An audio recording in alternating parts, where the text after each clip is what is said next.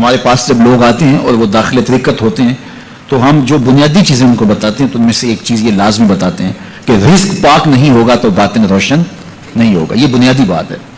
اگر رزق پاک نہیں ہے تو میرے حضور نے ارشاد فرمایا کہ ایک بندہ سفر کر کے کعبۃ اللہ کے صحن میں پہنچتا ہے اور کعبے کے پردوں کو تھام رہا ہے, یمد یدیہ, اور لمبے لمبے ہاتھ کر کے کہتا ہے اے اللہ, لیکن اس کا کھانا حرام ہے, اس کا پینا حرام ہے, اس کا لباس حرام ہے, وہ غزیہ بالحرام, اس کو غذا حرام سے دی گئی ہے. میرے حضور نے فرمایا اس کی کوئی دعا قبول نہیں ہوگی. سفر کیا, جنگل پہاڑ کاٹے, سمندروں کو پاٹ کر کے آگے گیا, ہواؤں کے کلیجے چیر کے آگے بڑھا, مہینوں کی مسافتیں طے کر کے گیا اور کعبۃ اللہ کے سامنے کھڑا ہے, سین حرم میں مطاف میں کھڑا ہے, لیکن اس کا جسم حرام سے پلا ہے, اس نے جو پہنا ہے اس لباس کا تانا یا بانا حرام کا ہے, اس کو غذا حرام کی دی گئی ہے, اس نے پیا حرام کا, اس نے کھایا حرام کا ہے, تو پھر اس کا یہ سارا سفر رائے گاں چلا جائے گا, اس کو کچھ نصیب نہیں ہوگا. تو سب سے پہلی شرط اس عنوان سے عقل حلال ہے. اس کے بعد پھر صدق مقال ہے کہ آپ کی زبان جھوٹ نہ بولے. جب کوئی شخص جھوٹ بولتا ہے روحانیات تو دور کی بات ہے, اللہ کے فرشتے اس سے 1 میل دور ہٹ جاتے ہیں. جب کوئی شخص جھوٹ بولتا ہے تو حدیث پاک میں آتا ہے اس کے منہ سے ایک خاص قسم کی بدبو نکلتی ہے.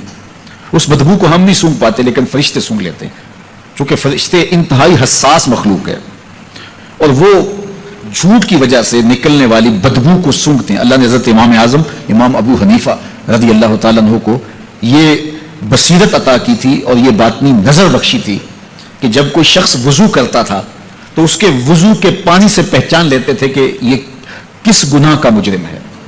جب بندہ وضو کرتا ہے تو وضو سے ہاتھوں کے گناہ جھڑتے ہیں, منہ کے گناہ جھڑتے ہیں, تو وہ وضو کے پانی سے اس بات کو محسوس کرتے تھے. اللہ نے ان کو وہ بصیرت عطا کی تھی, لیکن انہوں نے اللہ کی بارگاہ میں عرض کی مالک مجھ سے یہ چیز چھین لے, یہ چیز مجھے نہیں چاہیے. لوگوں کے بارے میں جو ہے وہ ایسا گمان پھر پیدا ہوتا ہے. تو فرشتوں کو اللہ نے وہ حساس جو ہے وہ پاکیزہ وجود دیا, ان کی حس ایسی ہے کہ وہ بدبو جو انسان بولتا ہے اور لفظوں سے جو اثرات نکلتے ہیں وہ محسوس کرتے ہیں. تو جب کوئی شخص جھوٹ بولتا ہے تو اس کے جسم سے, اس کی زبان سے جھوٹ کے ساتھ بدبو نکلتی ہے, اللہ کے فرشتے 1 میل دور تک پیچھے ہٹ جاتے ہیں. تو مجھے بتائیے جو شخص جھوٹ بولتا ہو کیا اسے کوئی روحانی مرتبہ مل سکتا ہے؟ یہ سوچا بھی نہیں جا سکتا, یہ امکانات سے ہی نہیں ہے. اللہ کے محبوب علیہ السلام سے پوچھا گیا کہ حضور کوئی مسلمان کوئی مومن کیا بزدل ہو سکتا ہے؟ فرمایا نہیں, وہ بہادر ہوتا ہے, لیکن ہو سکتا ہے کبھی اس سے بزدلی بھی سرزد ہو جائے. انسانی کمزوری ہے, کبھی انسان بہت طاقت میں ہوتا ہے اور کبھی انسان کمزور بھی پڑ جاتا ہے. فرمایا ہو سکتا ہے کبھی اس سے ہو بھی جائے. پھر پوچھا کہ بخل کر سکتا ہے؟ فرمایا نہیں, مومن سخی ہوتا ہے لیکن ہو سکتا ہے کبھی اس سے بخل بھی ہو جائے, کبھی کبھی دولت اسے اچھی بھی لگنے لگ جاتی ہے. جس طرح فرمایا گیا کہ اولاد مبخلۃ مجبنۃ, یہ جو اولاد ہوتی ہے یہ بندے کو بخیل بھی بنا دیتی ہے اور بزدل بھی بنا دیتی ہے. جب اولاد نہیں ہوتی تو بندہ سخی بھی ہوتا ہے اور بندہ جو ہے وہ مشکل حالات میں بھی کود جاتا ہے, لیکن جب اولاد ہوتی ہے تو پھر مشکل حالات میں کودنے سے پہلے سوچتا ہے میرے بچے ہیں یتیم ہو جائیں گے, اس کو یہ خیال آتا ہے. پہلے وہ ایسے مال لٹاتا ہے لیکن اولاد ہو جائے تو پھر وہ اولاد کا سوچتا ہے کہ ان کے لیے کچھ میں جمع کر لوں. تو اولاد فرمایا میرے حضور نے کہ مبخلہ و مجبنہ, یہ بخیل بھی کر دیتی ہے اور یہ کمزور اور بزدل بھی بنا دیتی ہے. تو مومن ہوتا بہادر ہے لیکن ہو سکتا ہے کبھی اس سے بزدلی بھی ہو جائے. مومن سخی ہوتا ہے لیکن کبھی ہو سکتا ہے اس سے بخل بھی ہو جائے. لیکن تیسرا سوال حضور سے پوچھا گیا کہ مومن جھوٹا ہو سکتا ہے؟ تو اس پہ 2 ٹوکا, نہیں جھوٹا نہیں ہو سکتا. یہ نہیں ہو سکتا کہ مومن ہو جھوٹا ہو, وہ سچ بولنے والا ہوگا. تو عقل حلال اور صدق مقال.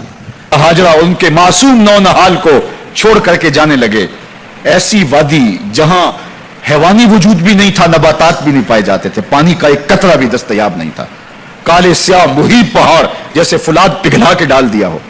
وہ وادی جہاں دن کو بھی خوف آئے, وہاں حضرت ہاجرہ نے راتیں بھی گزاری. کتنا دردناک لمحہ تھا. جب سحری کا وقت ہوا حضرت خلیل اللہ دعائیں دے کے رخصت ہونے لگے, حضرت ہاجرہ سلام اللہ نے آگے بڑھ کے اپنے شوہر نامدار کا دامن پکڑ لیا.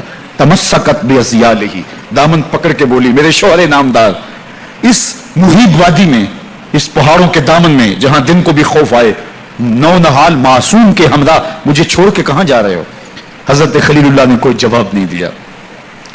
پھر قدم اٹھایا تو زوجہ نے پھر دامن پکڑا, پھر وہی سوال, پھر کوئی جواب نہیں آیا. تیسری مرتبہ دامن پکڑا, خلیل اللہ کی جانب سے کوئی جواب نہیں آیا. تو خاتون خود بولی کیا اللہ کا حکم تو نہیں؟ تو حضرت خلیل اللہ نے کہا نعم ہاں اسی کا حکم ہے. حضرت حاجرہ نے دامن چھوڑ دیا, کہا جائیے خیر سے جائیے, اگر اس کا حکم ہے وہ ہمیں ضائع نہیں ہونے دے گا. جہاں دن نہیں گزارے جا سکتے تھے پھر اس خاتون نے وہاں راتیں بھی کاٹی. وہ وادی جس میں وحشت بھی قدم رکھتی تھی ڈر ڈر کے, جہاں پھرتے تھے آوارہ تھپیڑے بادے سر سر کے, جہاں پر گھاس اگتی ہے, جہاں نہ پھول کھلتے ہیں مگر وہ سرزمین ہے آسماں بھی جھک کے ملتے ہیں. اپنی پاک باز بیوی اور نو نہال بیٹے کو چھوڑ کے حضرت خلیل اللہ دعائیں دے کے رخصت ہو گئے. تھوڑا سا توشہ تھا, 2-1 دن کے بعد ختم ہو گیا. پھر ماں کی چھاتی سے دودھ بھی خشک ہو گیا. نو نہال پیاس سے تڑپنے لگا. ماں تو پھر ماں ہوتی ہے, تڑپتی ہوئی ممتا کا دل بے قرار ہوا. ایک پتھر کے سائے میں معصوم اسماعیل علیہ السلام کو لٹایا اور پانی کی تلاش میں جبل صفا پہ چڑھی. اطراف میں آسمانوں کی طرف دیکھا, کہیں کوئی پرندے اڑتے دکھائی دیں اور پانی کا نشان ملے اور میں وہاں سے بیٹے کے لیے 2 بوند لے آؤں, لیکن کچھ دکھائی نہیں دیا. تا حد نظر پھیلا ہوا آسمان ہی آسمان ہے اور پہاڑی پہاڑ نیچے دکھائی دیتے ہیں. پھر مروا پہ آئیں, درمیان میں نشیبی جگہ تھی, وہاں بیٹے کا من منہ چہرہ دکھائی نہیں دیتا تھا. دوڑ کے گزری اور جا کے صفا پہ گھوم کے دیکھا, کچھ نظر نہیں آیا. ادھر بھی دیکھ لیا ادھر بھی دیکھ لیا, لیکن ماں تھی. پھر دوبارہ صفا پہ آئی, صفا پہ دیکھا کچھ دکھائی نہیں دیا. پھر تڑپ کے مروا پہ آئیں, وہاں پھر دیکھا کچھ دکھائی نہیں دیا. پھر صفا پہ آئی, کبھی صفا پہ کبھی مروا پہ. تڑپتی ہوئی ماں کی ممتا, بے قرار دل, ادھر پانی کی پیاس سے تڑپتا ہوا معصوم اسماعیل پتھر کی اوٹ میں. درمیان سے ماں گزرتی ہے تو بھاگ کے گزرتی ہے کہ بیٹے کا من منہ چہرہ بھی نگاہوں کے سامنے رہے. ذرا منظر تو دیکھو کتنا دل آویز ہے. اللہ اکبر, سینوں میں پتے پانی ہو جائیں, پتھر بھی ہو تو پگھل جائے اس زہرہ گداز داستان سے, لیکن اللہ پر توکل اور ماں کی بے قراریاں کبھی صفا پہ کبھی مروا پہ. زبان پہ شکایت نہیں ہے. پھر جب مروا پہ پہنچتی ہیں 7 چکر مکمل ہو گئے تو ادھر کیا دیکھا کہ معصوم اسماعیل ایڑیاں رگڑ رہا ہے.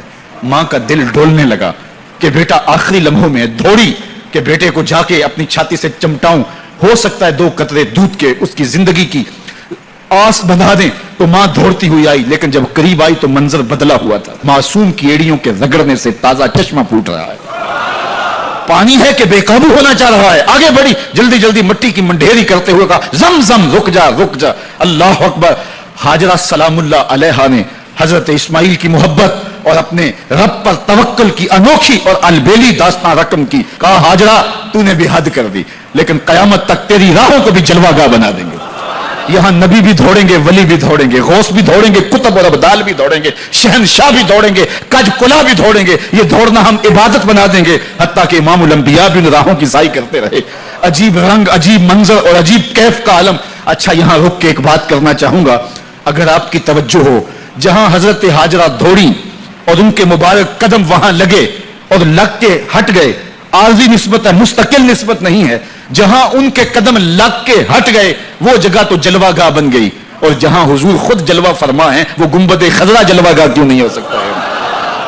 اب یہ پانی جہاں حضرت اسماعیل کے قدم لگے, یہ پانی دنیا کا عظیم ترین پانی ہے, اور پھر اس کا پروٹوکول یہ ہے اس کو کھڑے ہو کے پیا جاتا ہے. یار یہاں بھی روک کے ایک بات کہہ دوں, حضرت اسماعیل کے قدموں کو چھونے والے پانی کا پروٹوکول ہے کہ اس کے لیے کھڑے ہو جائیں, اور حضرت اسماعیل مسجد اقصی میں جس کے پیچھے کھڑے ہو کے نماز پڑھتے ہیں اس امام کے لیے کھڑے ہو کے مصطفیٰ جان رحمت پہ لاکھوں سلام پڑھ لیں, تو اس میں شرک کہاں سے آ جائے گا. تو یہ تکریم ہے.